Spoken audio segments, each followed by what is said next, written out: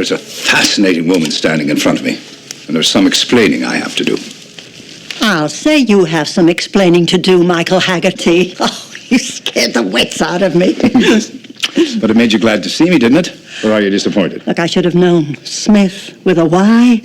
Scraping the bottom of the barrel, Michael. Just my idea of a little surprise. Well, I've had too many of your surprises in the past, thank you very much. Jess, what do you mean?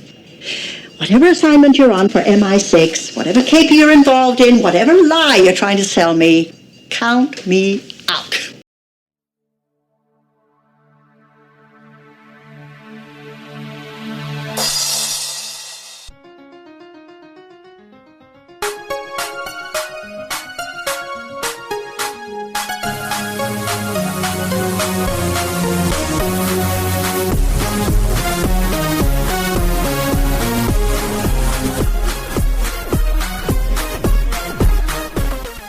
Hello, everybody. Welcome to episode 120 of the Cabot Cove Confab episode of the Cabot Cove Confab podcast, the podcast in which I never remember the name.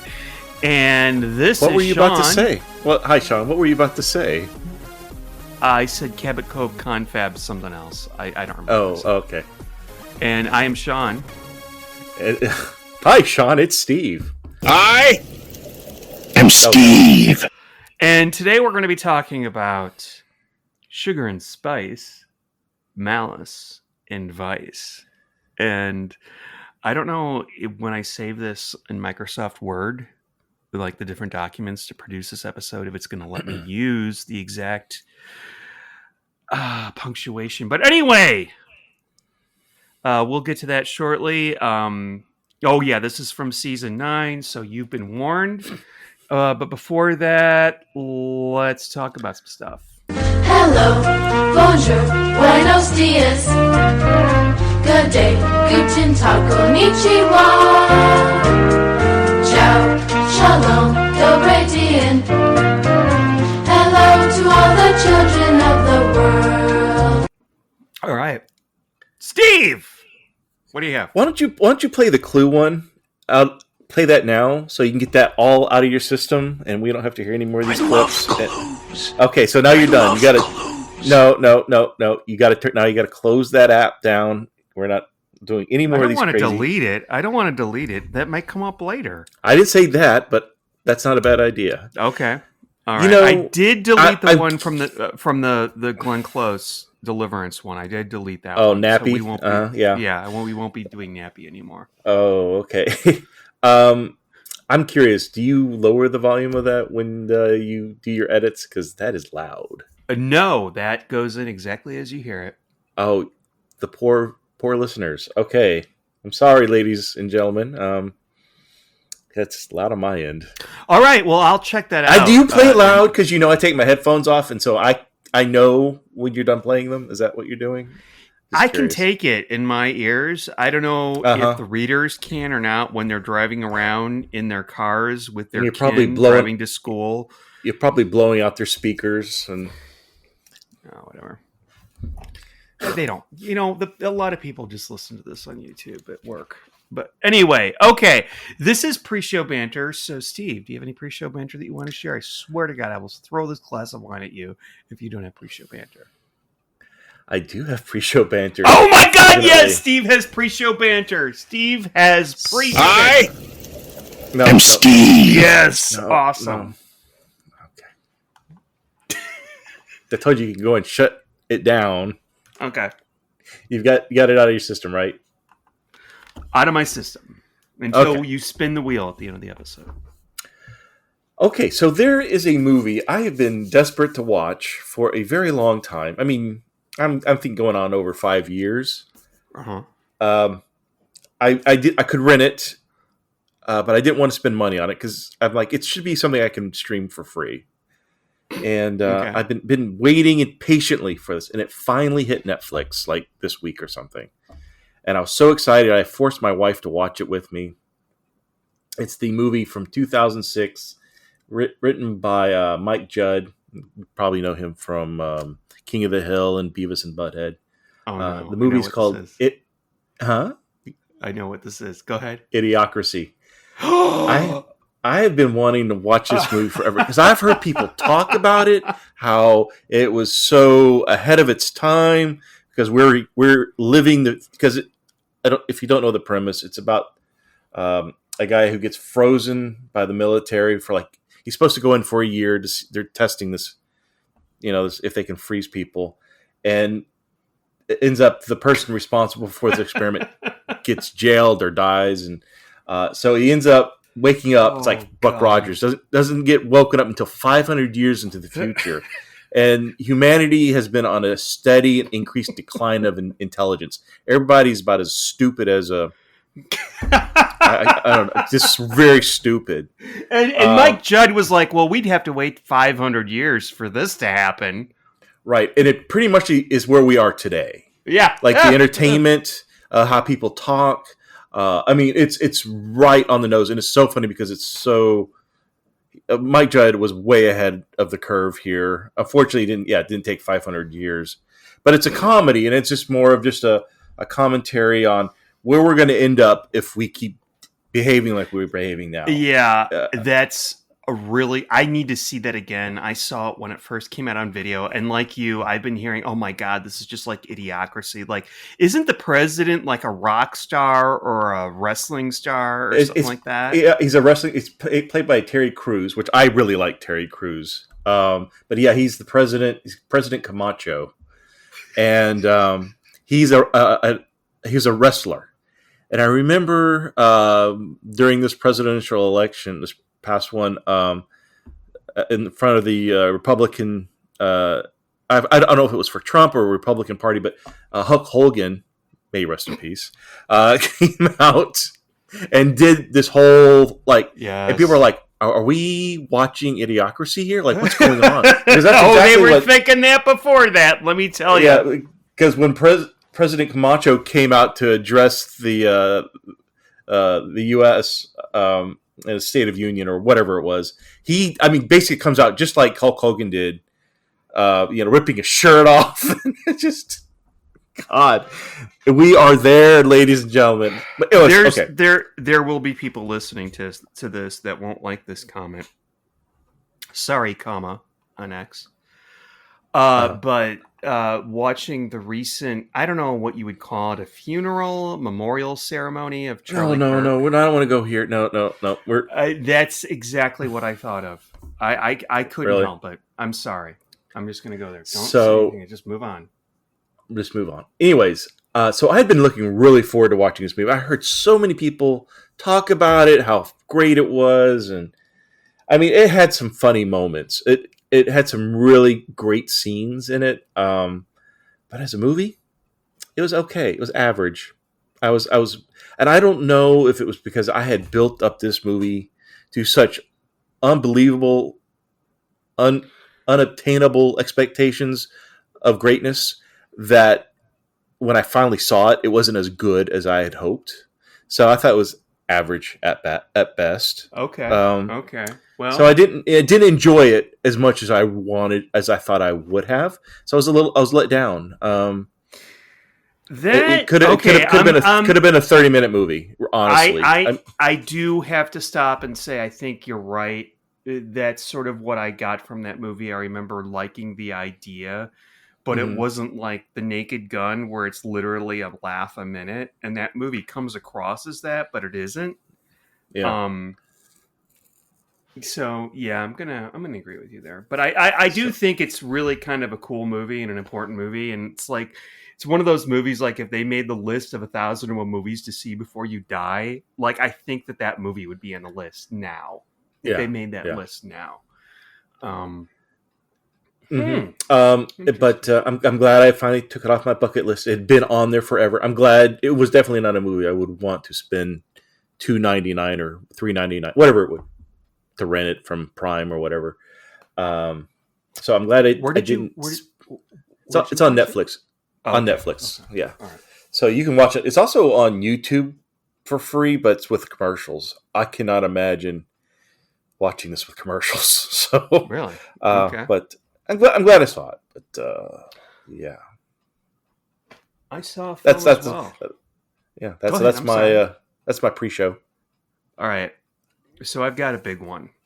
A big one. And for the readers, I kind of think this Venn diagram, I think there's a lot of intersection with like the paranormal and Murder She Wrote. So I'm going to go off for all right. So I belong to the Cinemark Club, and I get like 1 free ticket a month, and I have like 12 free tickets. So how much does it cost? I'm curious. How much does this cost you a month? It's probably like $10 a month, and the tickets are $12. So I'm saving $2. That's not too bad. Okay. Yeah, I really don't know the numbers, but it's. And also, you get 20% off of concessions. And as you know, I really enjoy my big buttery, fat ass popcorn. Well, I belong to the Alamo Draft House one, but it's free. I mean, you can pay to like get into the upper tier. Like they have like the free membership, which I mean, that doesn't harm me. I just have to get spam every fucking day or so. Yeah. But I do get rewards. Like the more movies I get, I'll get like a free popcorn. I just earned a free soda, which and these are happy things. I'm going to the movies. I'm going to see a new movie next weekend. I'm looking forward to it. So I'm going to use that coupon. But yeah, you can pay to be in a better tier. That's curious. Despite the fact that I have a podcast talking about TV shows and movies, I'm woefully behind with new movies. And as a result, usually if I see a movie at the theater, it's something that's been out for a while that I wanted to see, and I just haven't gotten around to it. So I used one of my free tickets to go see Conjuring Part 4, Last Rites. All right. I'm going to set this up because I don't want this to sound... This is going to sound like a grumpy old man theater story, but it's going to change. Okay. So as you all may know, is that the Conjuring movies, all 4 of them so far, are based on quote-unquote real-life hauntings that were quote-unquote investigated by Ed and Lorraine Warren. I take all of this with a huge grain of salt, okay? I kind of suspect bullshit with Ed and Lorraine Warren, but I go to this movie, and since it's been out for a while already, there's not many people in the theater. There's a middle-aged couple way to my right. There's 4 or 5 teenagers way in the back, necking or sucking face or whatever those kids do. And then in front of me, there's 2 teenage boys. Mm-hmm. So when at first I was immediately like, I'm like, oh my God, they're going to talk through the whole fucking movie. And they kind of did, but they were talking about the movie. And one kid was explaining to the other about the whole story, but he's taking everything in the movie as fact. And I'm watching this movie, and I know that it's based on a true story that I read the book for in the 80s when I was a kid. And it scared the shit out of me. And what the story is about, there's this family called the Smurl family. They lived in a duplex in a former coal mining town in Pennsylvania. Mm-hmm. And their house was haunted. They had 4 kids. The husband's parents lived in the duplex next door to them. And it was classic wrappings in the wall. There was rape from a succubus, incubus type thing. I know this because I went out and read the book after I saw the movie. I read the book again after the 1980s. But anyway, the movie, these kids, they're talking about this as if everything that you see in these movies is a given fact, and it's not. There was a Smurl haunting. That's where it stops. And then Ed and Lorraine Warren were there, and that's it. That's the only thing that's true in the movie. There was not a pirate with a pickaxe or anything. It was all... And I knew this watching the movie. I'm like, this never happened. This is Hollywood bullshit. And that's okay. Right. That's okay. I know it's Hollywood bullshit. But they did. But on the other hand, I can't stand listening to these kids talk about it like it's real shit, you know? So I left the movie early because I got really frustrated and I got really anxious and I just didn't feel that good. And I also had a really bad popcorn hangover. What is that? Wait, stop. What's a popcorn hangover? I've not heard of this. What happens? When you eat too much popcorn, you can't just get a small because it's too small. So you get a medium. But a medium is more like a large when you're a kid, and then it's like you eat all that fucking popcorn, plus with the butter on it, it just makes you kind of Well, the butter will do it to you. Yeah, hungover is the word. It's like, golly. Yeah. I need to my tummy, the butter. Yeah, I need to... Go ahead.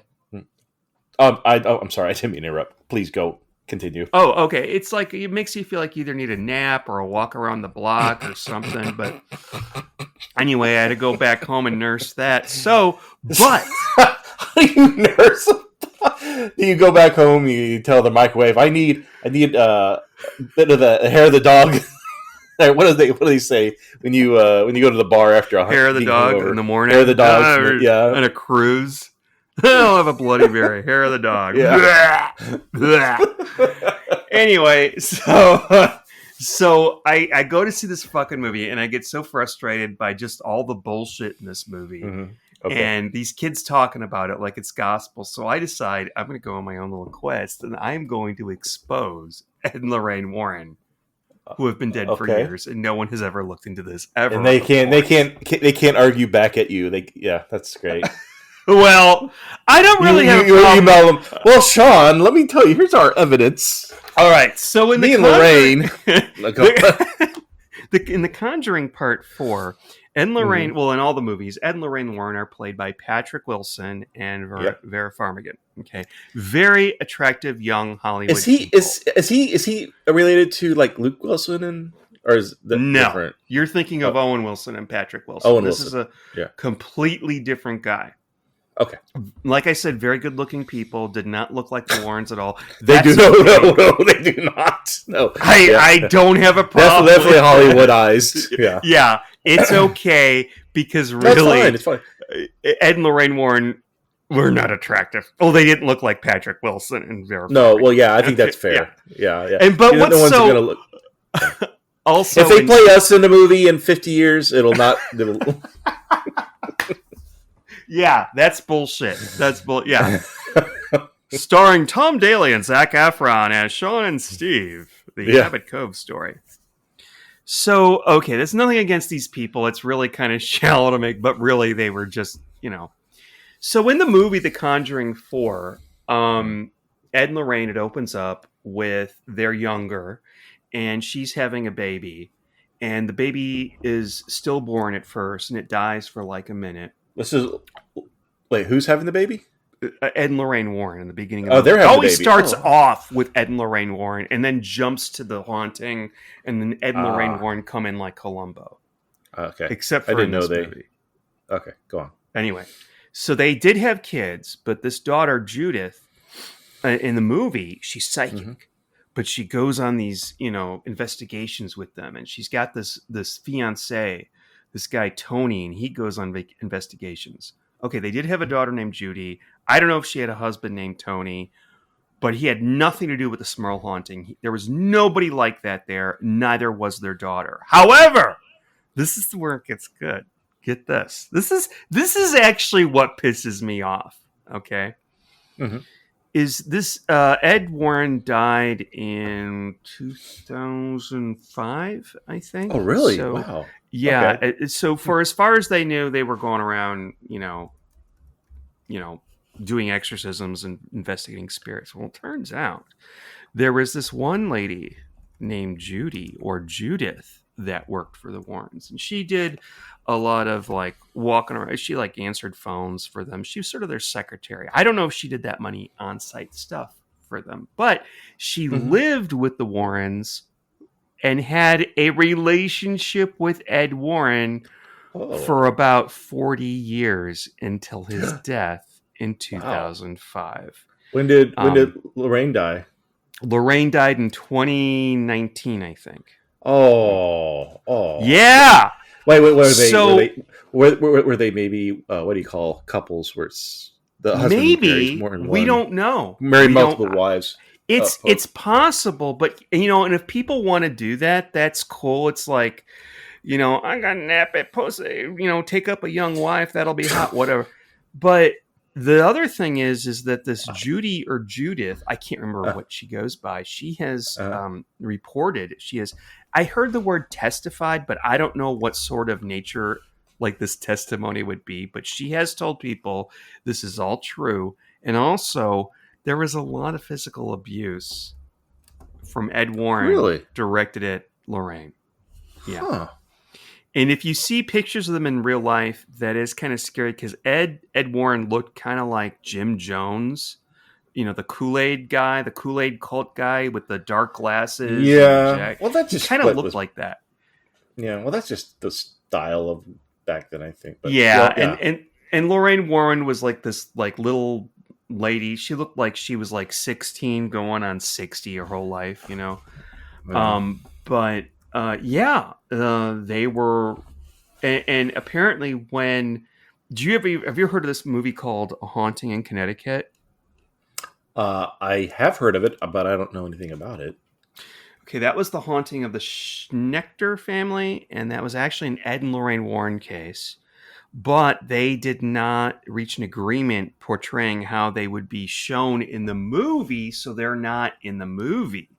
Oh. But if you want to learn more about that case, I highly encourage you, Steve, and any of the readers to look up the Sally Jesse Raphael show with I remember that. Ed and Lorraine Warren in it, in which they bring in a fucking bed to the studio and have these people that lived in this house reenact how they were sexually assaulted by spirits. And it's the like, fuck out.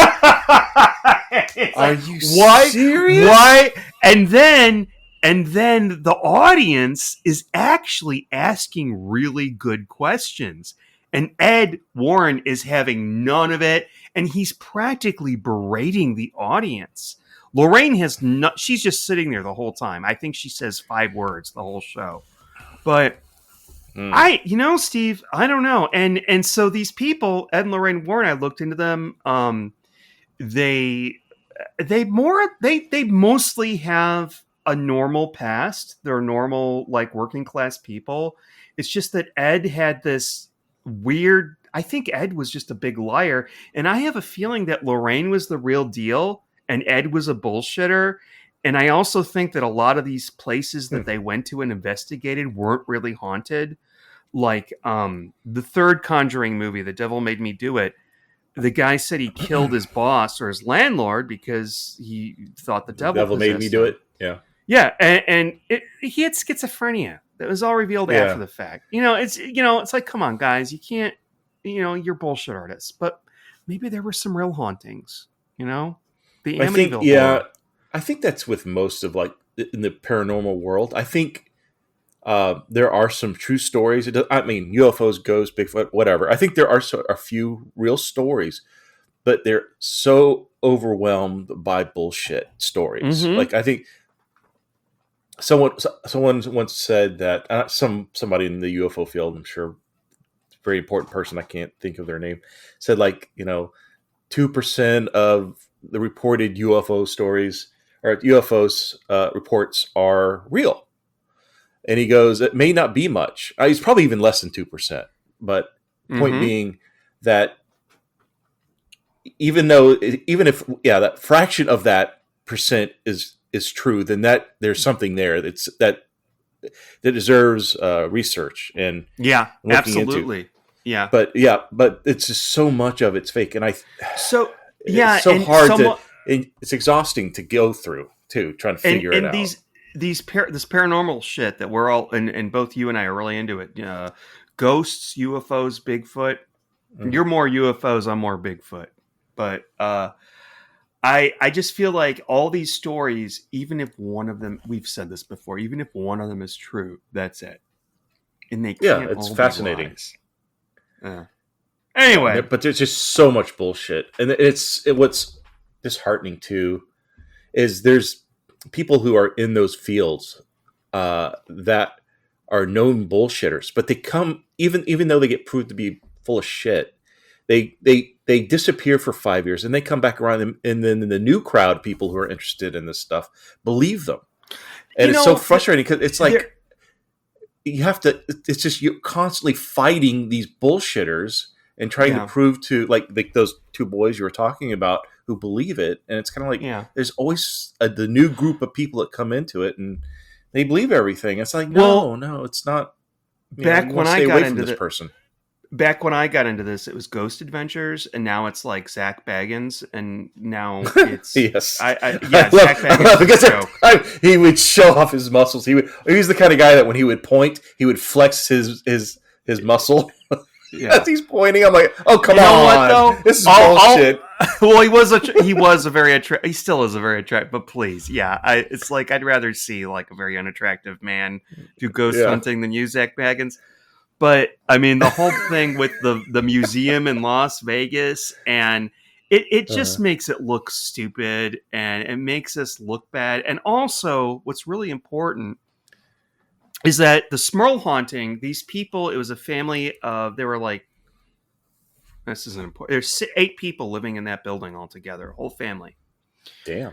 What if it wasn't haunted and there was something else going on, and they were very, very strictly Catholic people in the family?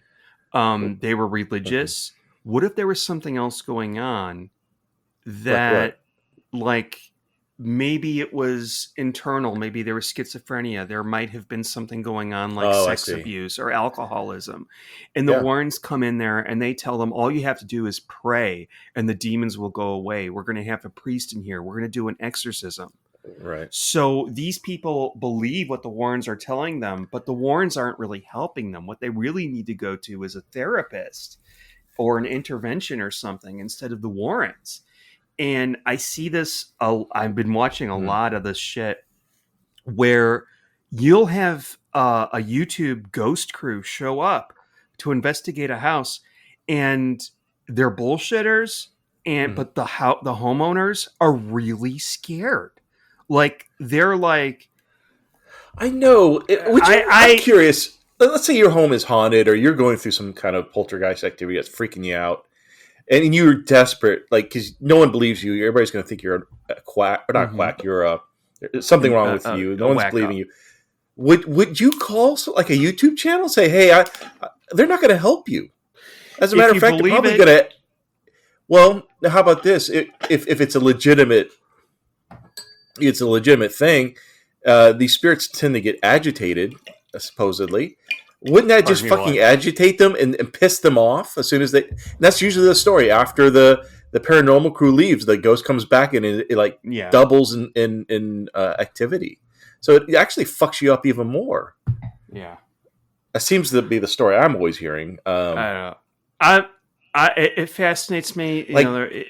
Go ahead. I'm sorry. Find me an old priest, a young priest. What's the line from Exorcist? Oh my God, you're right. What was it? Find me an old priest, a young priest. I know what you're talking about. I don't, sir. You've never seen The Exorcist, have you? I have not, but I know that scene. Okay.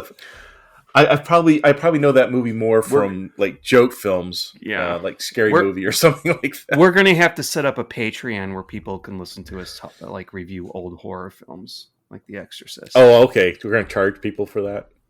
They'll listen to it. We're gonna have to be responsible for refunds. We're like, okay, well we have so $5. Okay. So I'm just saying all this. This fascinates me, but I'm gonna say I paid the money to see the movie. I'm probably gonna buy the movie on Blu-ray. In fact, I already pre-ordered it. I paid for the book. I'm paying into it. I don't care, and I also paid money to go see. What's wrong with that? I go to see Penn and Teller. I saw them in Vegas one time. I paid money for that because I know that they're magicians. I know it's fake. Right. And I don't, it kind of bothers me that these people, like the kids, as you said, I don't know. But anyway. I mean, no, some people enjoy, you research it more. I mean, that's what it should be, right? It should. Yeah.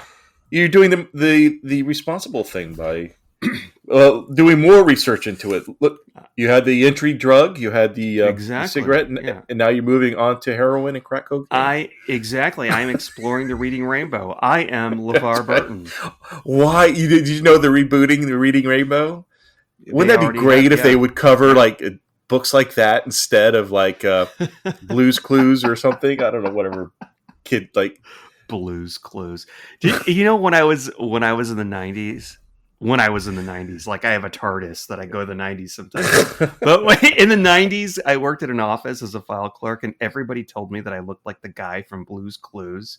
really? Yeah, when I was young. And You look like Steve? Yeah. I Do it. am Steve. I'm sorry, Steve. You fucking. No, I You knew laid that out was there. coming. I wanted to see if you actually close the app or not. And I'm like, this would be good. No, I don't. If I close it, I delete it. So that Because I could have said Cat in the Hat, but I said Blue's Clues. So I kind of knew where I was going. I was leading you into that one, but So Steve, I hope you enjoyed my little rant about Ed and Lorraine Warren. And yes, it's time to go. That was it. That was our recording for the evening. And I enjoyed my foray into this so much. I may buy more of their books, including the one, I kid you not, about werewolves. okay, No, yeah, I want to hear all about it. I want to see what they're trying to pass off. Anyway, let's talk about murder, shall we? Let's talk about Murder, She Wrote. Let's talk about Sugar and Spice. Malice and Vice. Sugar, Spice, Malice, and Vice. Yes. Why did The return of Michael Hagerty.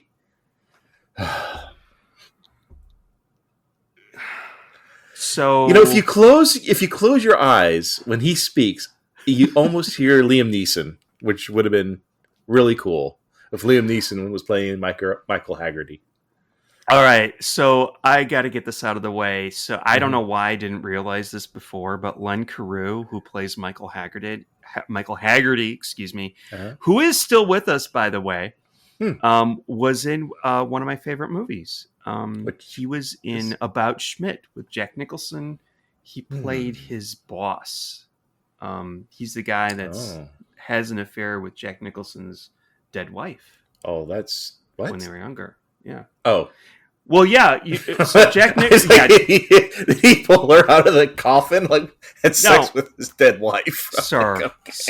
No, for the readers, I'm here to instruct the readers. I just don't want to tell you about Ed and Lorraine Warren, but About Schmidt is a film from a few years ago. It's one of the last films that Jack Nicholson has done. Although he's still with us, but I think he's retired. But he's married to June Squibb, who's the wife from Nebraska. She dies suddenly, unexpectedly. So he's got to deal with being a widower. Are you not wanting to talk about tonight's episode? And, is that what and this he's is? got to deal with his kids and his old boss, because he's beginning. The movie starts at his retirement party. His old boss is Len Carew. Yes, it's on. Okay.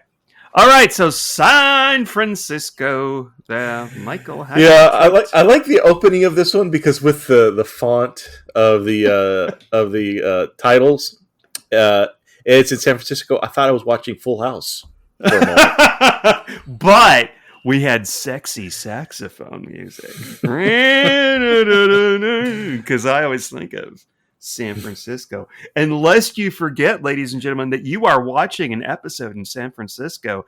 Every now and then, while the characters are, in the hotel, you can hear a ding, ding, ding, San Francisco treat from outside the window. Rice-A-Roni. Yeah.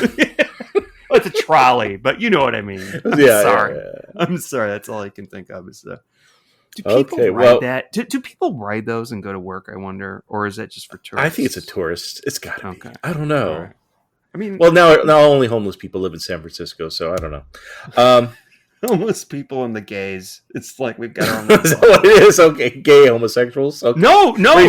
A very specific group of people. Well, if you go to the Castro in San Francisco, that is literally like the gayest place in the world. Like that's where Harvey Milk had his office.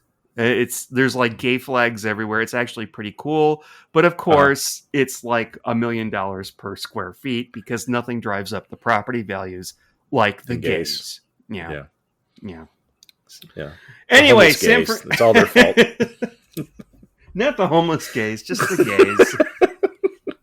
Okay, so this episode, its first scene, we see we're introduced to Paul and Laura. Very important. Laura. They're working really late at night.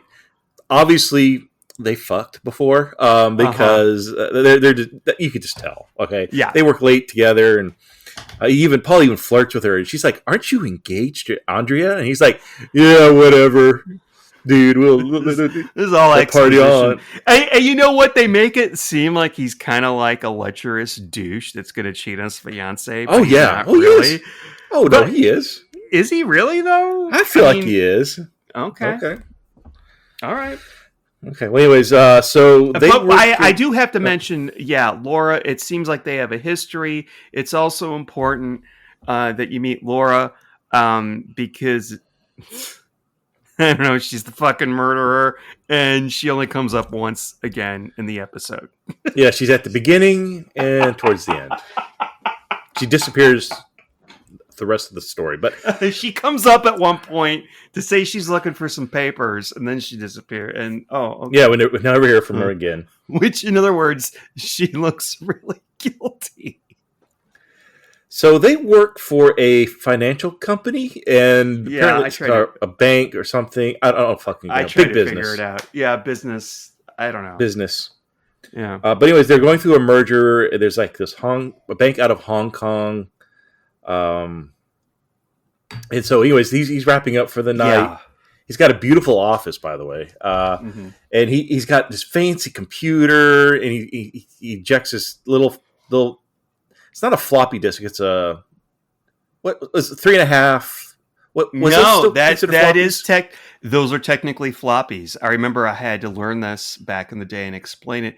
Because back in the day, folks, they had the 5-inch floppies, which were literally floppy because they were made of flimsy plastic. Yeah. And then they had the 3-inch floppies, which were made of firmer plastic. And my God, they took less space. So you could only store like 10 pictures of porn on there.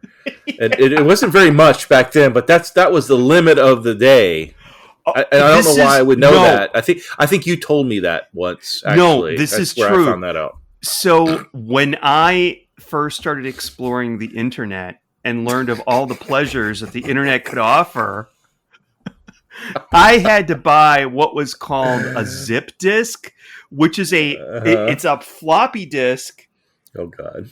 That for some reason they made it extra hard and sturdy. Like, boo! I thought this was gonna be a pun here. Okay, go on. It was a separate disk drive that I had to connect to with a USB. It was so fancy. So that was, There weren't USBs back then. Were there? It was connected to my computer. It was an external hard drive. Right. And I also had some projects, like I made a board game and put it on there. And God. Oh. Man, oh man. Anyway, so all his work is on this little disc, and he puts it in his little coat pocket as he leaves. So they leave the office, and then we see Michael Hagerty. He's like a spy, right? He's a British spy. He's with MI6 or I don't know, some kind of British intelligence. And if you went, when you saw Michael Hagerty, raise your hand, said everybody. Yeah. Oh. So he sneaks in with his special skills. He's got I guess a hacker. Like, I don't know. He's got like the ATM card hacking machine from Terminator 2. And so he breaks in and he's looking around but he's caught by the security guard. And I thought Michael Hagerty. Huh? Go ahead. Well, no, but he impersonates an American for some reason. I don't know why. Not too bad. He's got a good American accent. It's passable. Just before he knocks out the poor security guard. And by the way, this is he keeps doing that too. This is not the first time he's going to distract somebody and then clock them with a right hook. I mean, it's like, dude, man, relax there. If you ever run into Michael Hagerty and he asks for anything like, "Oh, do you have the time, or do you have a light, or do you have, do you have today's paper?" Don't whatever you do, because you're about to get hit in the face by Michael Hagerty. And I do not expect this kind of behavior from, say, Dennis. Remember Dennis? What's his last name? I can't remember his last name. Oh, yeah, the guy with the mustache. We've got a lot. I think there's a lot of Dennis that we haven't gotten to yet. He's kind of like the Cabot Cove mayor. He's out there. I just don't know where he's out there. Is. It's like the shark from Jaws. It's out there. and we're lining up. I for like a hot Dennis. lunch. Yeah, I think this is actually a good time to bring. That's a good conversation piece because I like Dennis more. I find Dennis more entertaining than Michael Hagerty. I don't know why. Maybe it's the mustache. I don't know. Yeah, and the thing is that okay? So we're introduced to Jessica. She's checking into a fancy hotel there in San Francisco for a book convention. Always convenient. Another She's one. an author. Another book convention. That's how we can get her to travel. So Dennis Stanton is his name. Dennis Stanton. There you go. Yeah. She checks into her fabulous hotel room as usual, and lo and behold, Michael's there, and he bought her roses. And actually, I'm pretty much for Jessica this whole episode. Shit! Everything that she does and says is pretty much how I feel because she's pretty much had enough of Michael. Well, and here's the problem. Shit. Oh, so let's set this up. Yeah, she arrives at the hotel. She's gone. Someone's already pre-checked her in. She doesn't know who.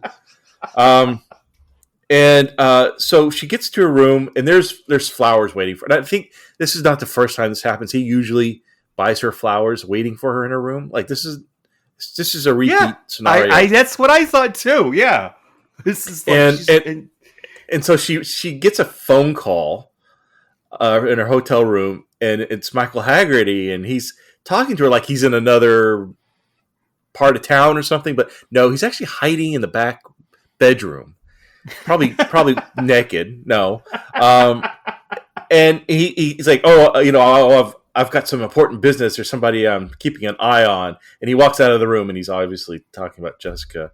And I yelled at the TV at this point. I don't know if you did, but I yelled at the TV to Jessica. I said, "Run! Yeah! Get out! No! Get out of the room! Yeah, there's no reason for you to be here. Someone's going to get murdered. Get out! Leave. He's going to drag you home. into some crazy spy shit. It's going to be... People are going to die. You're going to get framed for it. Just leave." But she's nice. Because he lies. He always lies. He's manipulative. He lies every time. He's not. He's like having one of those friends that you gotta quit them because they always bring so much drama in your life. Like he needs the drunk, to quit. Like the friend that can't drink. Like he can drink, but he can't drink, and it just like one drink, and he's like fucking obnoxious drunk. Well, there's always this drama attached. That's Michael Hagerty. Why Jessica doesn't just point at the door and go, "Michael, you got to go. Get out of this room or I'm calling security. I don't like you. No one likes you. All my friends, Seth thinks you're trouble." And it doesn't get better, folks, of course, because we have almost a whole episode ahead of us. It doesn't get better because it turns out that Michael, his daughter, Andrea, is what's his name? Paul's fiance, and he doesn't tell this to Jessica until they're like at the restaurant. And the reason Michael pre-checked her in was so he could get the room access because that room is across the street from Paul and Andrea's room. That's the only reason. This is so horrible. And so they meet in line at the restaurant. Jessica realizes, like, oh my gosh, he's tailing his own daughter because she calls him out in line at the restaurant. She's like, "Stop following me!" Blah blah blah. And Jessica, she's she's like, "Michael, I don't think this is healthy. I don't think it's healthy for you, Jessica, to hang around this guy. No, this is such a toxic thing." So they're walking. Jessica and Michael are walking the streets of San Francisco, just catching up, and he's kind of explaining things. And there's a drive-by shooting. I mean, this is a great scene, by the way, because they obviously missed. Michael Hagerty pulls Jessica and this poor woman who's got a flower trolley cart. Her name's Dee because it was Dee's flowers. She's just Dee's nuts. Anyways. Dee's just throwing flowers on the street. And so he pulls them down. And I'm thinking, Jessica, do you not leave? Do you not understand? And he's like, "Never mind, we'll have lunch at the hotel," and they leave. What's that about? Oh, Jessica, it's nothing. Dee, the flower lady, is like, "What the fuck? Are we going to file a police report? Where are these old people going? What's going on?" I felt sorry for Dee. That poor woman. She's like, I almost died, and these people are walking away. What the fuck happened? So, anyways, that poor vendor. I felt really, really sorry for her. I just thought what was going through her mind.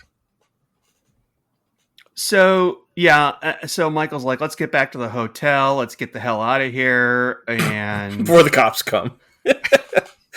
I'm wanted. yeah, no one's gonna wonder why this plate glass window just got shot through. And by the way, Right. these are all the people who tried to kill them. They were associates of Mr. Lee, who is a Hong Kong quote unquote businessman who is being blackmailed by Paul, who will die any minute now. And I didn't write down the actor's name who played Mr. Lee, but he is delivering 100% Bond villain. Oh, this. yeah. Absolutely. He's like, I've got 2 lines in Murder, She Wrote. I'm going to fucking deliver. I'm going to give 10, he 10, was 10 great across the board. Yeah, the character's name's Luke Lee. Yeah. But he's from Hong Kong, and he says, I'm just a simple businessman. He's like fucking having people executed and assassinated, and he has this facade that he's a businessman, but no, not really. Underneath, he's ruthless. Oh yeah. And by the way, I recognized him, and I recognized the guy who played Paul too, especially Paul. But they both have been in just so many things, especially TV. Like they've been in like every Star Trek series, every CSI series. Mr. Lee is no longer with us, but Paul continues to have a prolific career. Yeah, it's interesting. I will say this: every scene he's in, this character Luke Lee, the finance businessman from Hong Kong. Yeah, he does it. His acting is so good; it steals every scene he's in. Like when he's on, I'm not paying any attention to anybody else but him. Yeah, he literally is maybe the best thing about this episode, which is kind of a spoiler for how I feel about this. But so then Michael makes up. Go ahead. What? Go ahead. Oh no! They bump into Michael and Jessica go to eat lunch, and then they bump into Paul and Andrea. That's when Michael has to tell Jessica the whole story. We went over that, but also the pearls. Let's talk about the pearls. Oh, wait, hold on. Well, there's something I want to cover before we get to that, because, yes, the pearls are an important part. So, Michael and Jessica bump into Andrea and Paul, and, of course, Michael is upset. She tells him to get out of her. She says, get out of my life. Stop following me. Because I don't blame her, because this is crazy. Yeah, because Andrea is smarter than Jessica at this moment. She's like, get out of my life. I know you're trouble. Anyway, so I like how Michael Hagerty tells Jessica what to do. And I don't understand why she follows him. She's like, well, let's go back to your room and eat some sandwiches. I'm like, wait a minute. Is sandwiches, is that code for something?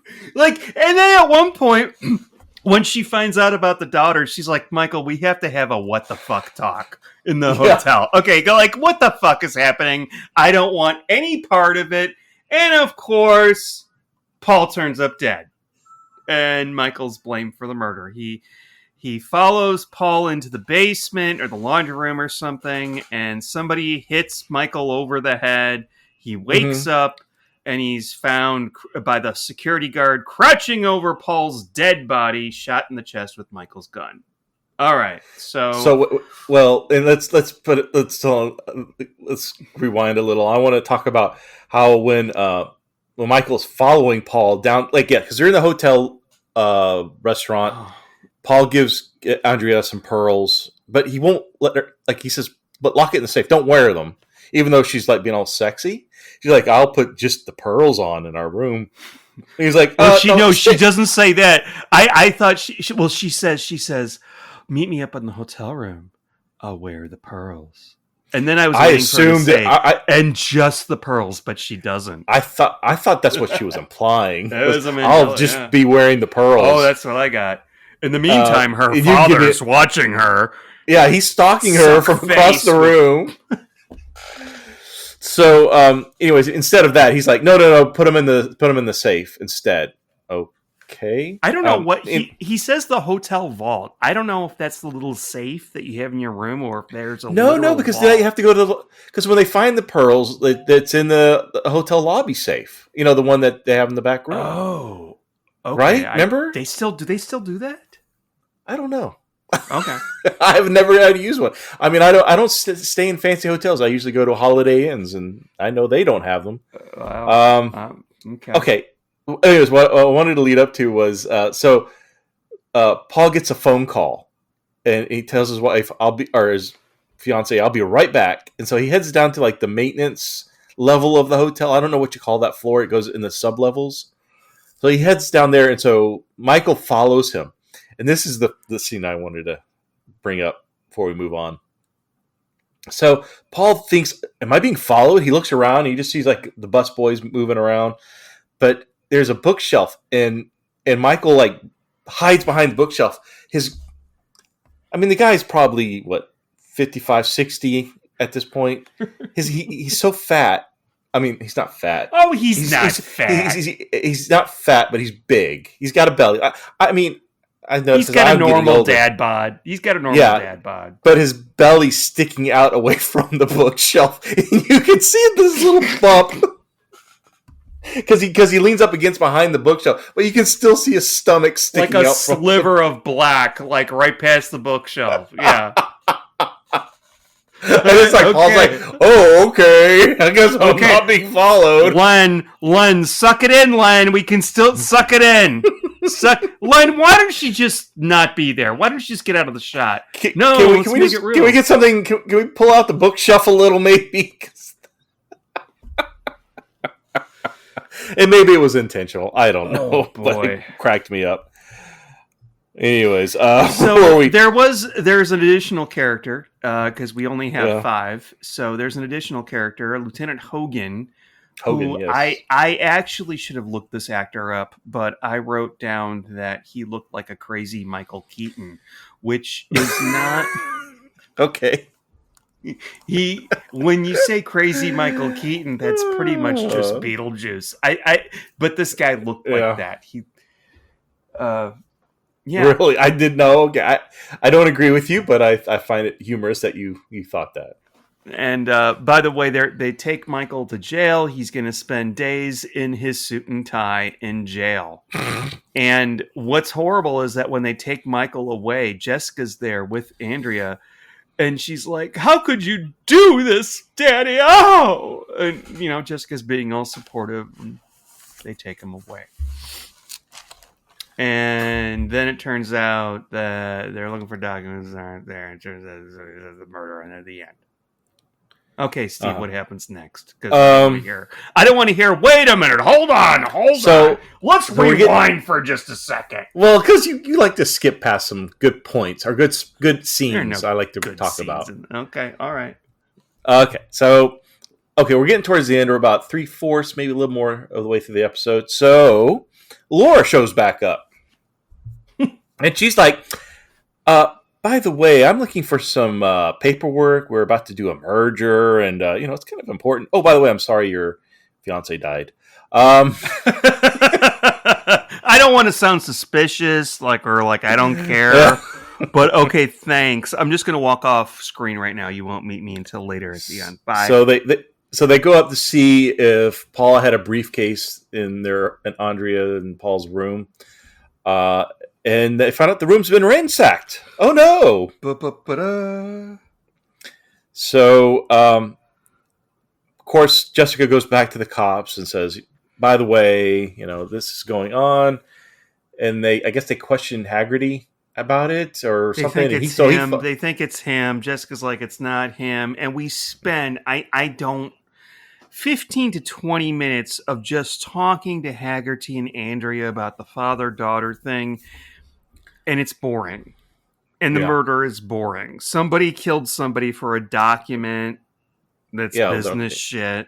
Business shit, yeah. And it turns out that this document that Laura's looking for, that she says that their boss, Mr. Quatrain, which, by the way, is a great name, Mr. Adam Quatrain, and his smoking wife, Sylvia. I had to look her up. Or Cynthia. I'm sorry, Cynthia. I had to look her up. She looked... She was, I think she was the guy's mom in Starship Troopers. That's the one thing I found out. Oh, really? But yeah, Huh. another character who has nothing to do with anything else to do in the No, story. and they even try to lead you her being the killer because Mr. Cochrane, Adam Cochrane, Cochrane. Cochrane. Yeah. No, I'm sorry, that was his porn name when he was younger. Quatrain, because at one point, because she seems to know more than she should, and she's like, "Oh, our bank is in trouble." She says that to him at one point, and another time she's like, "Oh, he Adam Quatrain catches her in a lie, and he goes, I don't remember telling you that Paul died. How'd you know that?" And she goes, "I have my sources," or something like that. So she's really suspicious, but she has nothing. I'm going to let you know right off the bat. She has nothing to do with the murder. That's just there to throw you. Yeah. Oh, but I was going to bring up. So when Hagerty finds out that his daughter, his house is, or I'm sorry, her hotel room's been ransacked, he breaks out of jail. He figures out a way. He's being led back to his jail by this, security or deputy or whatever. And he goes, Michael, do you have a cigarette? So the cop starts looking for a cigarette and pow, right hook in the face. And Michael, this is not the way to do this, Michael. I mean, when this story is over, I mean, spoiler, big spoiler. He frolics off with his daughter, but he's going to have to answer. There's going to be hearings. Oh, there's going to be some disciplinary action here. This is just all right. Yeah. So Jessica finally, and you're going to yell at me and say, "Wait, you're skipping past the important point of the blah blah blah here." Oh no, you can move forward. I'm about my notes are almost done. There's nothing here. There's nothing here, people. So Jessica then realizes that maybe the murderer wasn't looking for a document in Paul's possession, but he was actually looking for a disc or a diskette, as I heard it called in something I watched yesterday. Well, they know it's a disc. No, they know it's a disc. Yeah. And they catch Laura coming in to search for the diskette, and we know it's Laura. Mm-hmm. Because Mr. Quatrain never said that there was a document missing. I don't know why that doesn't make Mr. Quatrain, Adam Quatrain, look suspicious. But and so what Paul did was, the reason he wanted the pearls locked in the safe, the hotel safe, was because the diskette, disc, whatever, was hidden within the pearl necklace jewelry case. Under the what holds the pearls, underneath that black felt material. Yeah. And that's where she saw him give her the pearls and knew that the disc was going to be enclosed in that pearl case. So that's what she was looking for when she ransacked Andrea's room. And Jessica noted. Yeah. And she was the one that called the hotel when to pull Paul away down to the maintenance room. She was the one that made that call, lure him down there. And Jessica found it suspicious that when they went into the ransacked room, that Laura didn't instantly start searching for the documents that she thought were missing, which is whatever. It's a crime scene. And also, I hate the hotel security because he's like, "Well, I'd call the police, but nothing was stolen." No, burglary. You don't have to steal anything to be guilty of burglary. He doesn't want to do shit. Break and enter with the intent to...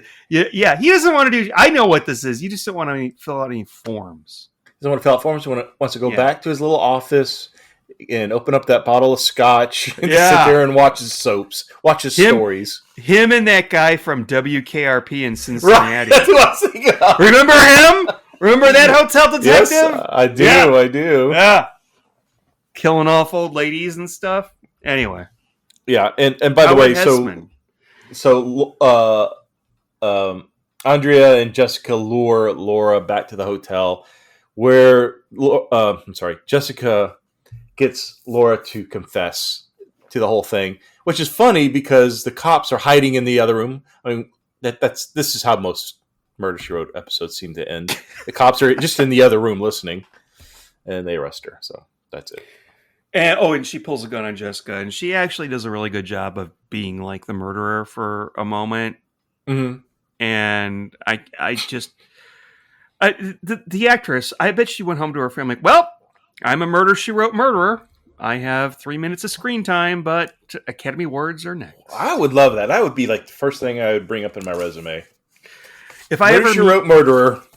If I ever meet Daphne Ashbrook at a Doctor Who convention, that's going to be like one of the things. Like, do you have any pride? That's right. In Murder, She Wrote murderer. Yeah. I wonder if at the Murder She Wrote. That's not a convention, but what? I wonder if they ever asked her. They're calling. By the way, yeah, I meant to bring that up in pre-show banter. They are having a Murder She Wrote festival in Mendocino on the weekend of May 5th and 6th of 2026. Mm-hmm. And at the time of this recording, which is going to be way after the fact, or not after the festival, but a couple of weeks after, tickets are all sold out. They fucking sold like within a week, less than a week. How many 3 tickets days. do they have? I don't know, but they were $250 a piece, which are just for the ticket. That's not. Does that include the hotel or anything? Or no. Wow. And last year they were about $100 less, but yeah, and it's too rich for my blood. I mean, like if it was like, I'm going to the Doctor Who convention next month in Chicago. I didn't tell you. Oh, nice. Yeah, it's on Thanksgiving weekend, and I am thankful that I don't have anything to do on Thanksgiving weekend, so I can go to it. But that's Chicago. That's an easy flight. Grab an Uber from the airport to the hotel. Well, there's hotels everywhere. And yeah. Whereas, like you had to fly to San Francisco or LA and then rent. You got to deal with the gay homeless people. Yeah. So I don't know. And I did reach out to them. I said, "Can we advertise for you? We'll give a discount code." And they said, "Well, where do you guys live?" And I said, "Well, we're in Texas," and nothing since then. So, you're from Texas. Yeah, they don't watch Texas and Murder, She Wrote. You're not for real. Yeah. All right. All right. What are we going to rate this one out of? So I pulled the number from an interesting line. Oh, okay. It's at the very beginning. It's not a line. It's not. It is a line spoken. It's not something that was like a number on a hotel room or a phone number, which plenty of those, of course. So, if you recall at the beginning when Michael Hagerty is breaking into Paul's office, and he gets caught by the security guard. I'm so sorry, Steve. I have to bring up one more thing. I just want to point out that, did you notice that the security camera recorded him breaking in, and it was expertly directed by a television crew, that security camera? Like, it's just... Oh, yeah. It was the same, but in black and white, as all security footage is. Yeah. But when he's caught by the security guard, he pretends to be like somebody from IT. And he goes, "Oh, you've got I was just trying to fix this computer. It's a 457 with a 2.5 spreadsheet loaded into it." What the fuck is that? That's his word salad with numbers in it. Yeah, word salad. A 457 with 2.5 spreadsheet loaded in. The CBS old people, they don't know what that means. So I'm pulling it. What would you rate it out of a 457 with 2.5 spreadsheet? Oh, man. Or 457. 2.5. Well, no, just out of 457 for simplicity. Right. I mean, if you want to add 2.5 in there somewhere, we can do that too. So I watched this, actually. I think I don't know, last time we recorded, I had Murder, She Wrote fever, and for the first time ever, I actually watched this beforehand, like the next day after we last recorded. And I was not intoxicated. I was stone cold sober. I forgot the whole fucking thing like 5 minutes after I watched it. Like, the story is so inconsequential. The murder mystery is boring. There's a guy that's businessman and there's a file, blah, blah, blah, blah, blah. And the only fun thing about that is Luck Lee and his acting. Yes, agreed. We already have Michael Hagerty fatigue, and then he brings up this whole thing with his daughter. He lures Jessica into it. He's just not a nice person, even though Yeah, he's not a likable character. At least I agree with you on that. Jessica, it's like she has to do his job for him while he's in prison. He makes really poor choices. Jessica, he's so abusive. He's abusive. I mean, Hagerty is an abusive man. I don't. Why does he have? He probably runs everybody off. I think there was another episode we were watching with him, and I'm trying to remember the story.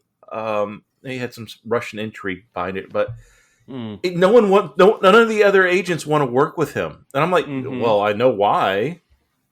Go on. I'm sorry. So yeah, I just don't like this. This was. Everything was boring, and I feel like they were like, okay, let's have an episode where Hagerty has a daughter. Oh, what else are we gonna? We get to have a murder in there. Well, let's add it to this milquetoast corporate murder mystery. Daddy doesn't like the boyfriend, so he's set up for murder. Yeah, and it just doesn't work. This is forgettable. What was it? 467? I said 457. 457. Forgive me. This gets a 77. I just don't like this. This is one of the worst episodes we've ever seen. Wow. So milquetoast. So forgettable. Well, maybe it's not bad. Like there was one Dennis Staunton episode we watched where he was like trying to track down a quarter or something. That one was pretty boring. I don't even remember it. Holy cow. And that one with Commissioner Gordon and season 6 was pretty boring, but anyway, okay, that's what. Yeah, I'm gonna have to agree with you on a lot of points here. There's very, very little to like. The guy who played Luke Lee, I looked him up. James Shigeta. He was the highlight, honestly, and he was. He maybe had 5 lines of dialogue, and a lot of it was repeated. Where I'm just a simple businessman, but he played it so smooth and so cool that he was really the best part. That says a lot when you've got somebody who's got very few lines and he's the best aspect of the episode. The more I see Michael Hagerty, the less I like him. He was probably fine when we were introduced to him in the episodes I know they're out of order. But the more I see of him, I'm definitely seeing a pattern with this character, and it's just not likable. I don't like him at all. When we compared him earlier to Dennis Stanton, which is somewhat similar. I mean, he's not a MI6 spy. He's a ex-jewel thief, but he's just that character is written with so much more personality, and he's just so much. He's just more fascinating to me as a recurring British. Guy that lives in, I don't know where, I think he lives in San Francisco too. Where were you, Dennis? Why didn't you break this up? But yeah, it's okay. We'll see him again. Yeah. But it was a very forgettable episode. Like you said, milquetoast. I guess I wanted to know, we got to know a little bit about Paul. The only thing I didn't like about him was obviously he was fooling around on Andrea with Laura, and he was a bit of a womanizer. Well, he wasn't even fooling around with her, and it's just sort of implied at the beginning that maybe they dated once, but he's otherwise he's fine with Andrea. Like, I don't think he's cheating on her or anything. Oh, I thought he was, but I don't think so. Whatever. And also, one of the things that they like to do with these stories is, like, they make it think it's all about this documents or the disc or whatever, and then at the end it turns out the motive was about love. Like, oh, I killed Paul because he dumped me like 10 years ago. I thought that was going to happen here, but they didn't do that. No. So. And and who the fuck is going to blackmail gangsters from Hong Kong? Holy fuck! Not, yeah. It's like, are you? I don't know what they call the Yeah. gangs over there, like the Trinidads or whatever, but like you don't fuck with them. Holy fuck! Yeah, go back on the dark web and look up some videos to see what happens to people who. I do mean, those things like motherfuckers, that. they cut off their fingers when Yeah. they fail. I mean, do you really want to? You really want to ask for an extra $1 million? Is it really worth it? Come on. It's not. I mean, they were going to pay him $1 million for his great work on the merger work, and he's like, "No, you're going to pay me $2 million." These are Okay. these are not very. Everything that most of what everybody does in this episode is just so, dare I say, unbelievable, out of character. Like even the murder itself. Like, why did she do it? Because she's his colleague and she wanted to take credit. She for his she work, wanted the money. or- I figured she was going after the money herself. I don't know. anyways, whatever. Go ahead. So yeah, I'm going to give it. I'm going to like dock it a full 400 points. I'm giving it a 57 out of nice. or 50. Yeah, I did just. I don't want to see this. I will. Okay, there's one other good thing. I did think one other good aspect. The story does flow pretty quick. I was surprised. I wasn't looking at my watch as much as I thought I would. On my second viewing, it was like, okay, this story is progressing quickly. Mm-hmm. And so it's over fast, if you will. It's not long and torturous. But outside of that, I don't want to see this again. It was not a good episode. Yeah. All right. That being said, Steve, are you ready to spin the wheel? As I am, pull Sean. up the Sean, I as I am pull up the very ready. As a matter of fact, you have it ready. as a Is it ready student now? Is it of ready now? the William Shatner Yeah. acting Do you have it up school. now? Do you have it now? Yeah, I have it up now. Okay, I'm ready. All set. Let's do this. All right, Okay. I'm spinning. All right. God damn.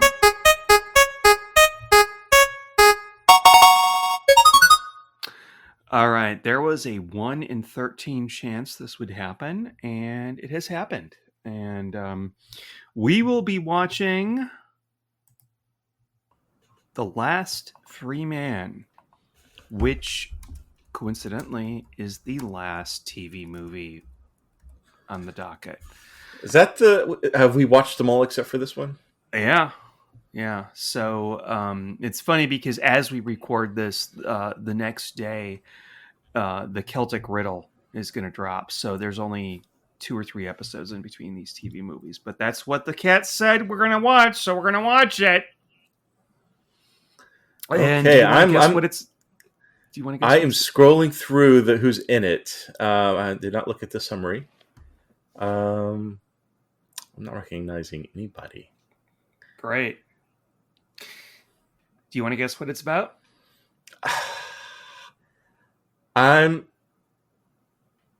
Wait a minute. Is that? Okay, I thought the actor looked like somebody who's in something more recent. Okay. Last Free Man. I have a feeling this is going to take place like in the deep South, like in Georgia or something like that. And it's going to be about somebody, like a black man that was wrongfully accused of some kind of crime. And it turns out the sheriff was a racist, bigot, sexist, and so Jessica's got to fight against it. that. You Am I right? are very good. That's Did I not get it? Did I get it? exactly but it's pretty close. And actually, when I bought these on DVD, Mm-hmm. well, I have them on Blu-ray now. Oh, if I had my pompous rich music app up, I would be playing it right now. I forgot to get some pompous rich music. That piece of music. Anyway, this was the one that I was most interested in when I heard the descriptions of the movies. But this is what it's about. Jessica travels to Virginia and into her own family history, where she discovers that she inherited her sleuthing skills from a relative who worked to abolish slavery. Oh my god! What if it's like one of those where it's like a flashback, where they do that and she's playing like her relative in the past? They've done that before. Haven't That'd they? be fun. Okay. I don't think that's going to be what it is. That sounds kind of gross, but okay. Oh, no, it is that guy. Oh, my gosh. Okay, so do you know this actor? He's in this. Walter Goggins. Walton Goggins. Walton, Goggins. is it Waltons, yes. Steve. Yes, everybody He's in knows it. who he is. I know. Because he thought he that was was him. in the last Lotus. Fuck. He was in the White Lotus, this last season of the White Lotus. He was in Fallout. Fallout, yep. He was in... He's also in all the stupid Dorito commercials that I see on YouTube. It's hot and spicy. It's right. Or he's in those Walmart commercials that go, "Who knew?" And then you see the sheep go, "Who knew? Who knew?" Yeah. Okay. And he was in House of a Thousand Corpses. I don't know why I have to fucking mention that every time. He's in it for about 3 minutes, but yeah, I like Walton Goggins. That's fascinating. That's so cool. And then this He will must also be really young. Yeah, and this will also have a Bill Cosby connection. Really? Mm-hmm. All right, before I start getting sleepy, I'm going to have to let that You're not go. going to ask me? Okay, all right. Fine. No, we'll talk about it when we talk about Because the I'm going to bring up episode. Cosby murder mysteries, and you're going to be mad at me again. And All right. No, I'm not going to be mad at you.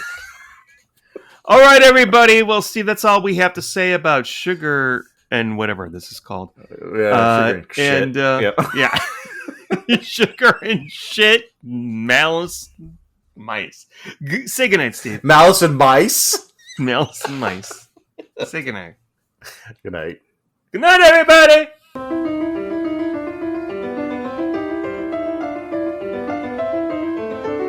Thank you for listening to the Cabot Cove Confab podcast. If you've enjoyed it, please leave us a favorable review on Apple Podcasts. Also, feel free to reach out to us on X or Blue Sky at Cabot Cove Confab or email us at cabotcoveconfab@gmail.com.